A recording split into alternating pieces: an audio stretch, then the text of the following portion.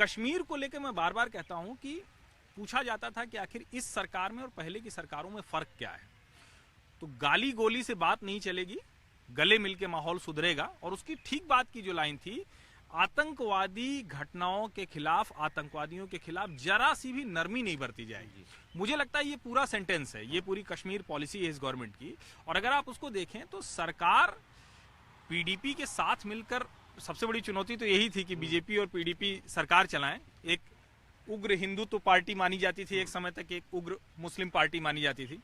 दोनों कहीं middle path पे आए हैं। और कश्मीर के लिए, कश्मीर के लोगों के लिए इससे बेहतर कुछ नहीं हो सकता कि दोनों तरफ के वो लोग जो हर वक्त एकदम से, जिसको कहते हैं ना कि लड़ने के ही मोड में रहते थे, वो कह रहे हैं कि हाथ मिला के बात करनी पड़ेगी। और अगर पीएम कह रहे हैं कि गले मिलना पड़ेगा, आतंकवादी और अलगाववादी में मेरा ये मानना है कि शुरू में जब रहा होगा तो ये कोई कश्मीर का मूवमेंट रहा होगा। अलगाववादी रहे होंगे, जो आतंकवादी कतई नहीं रहे होंगे।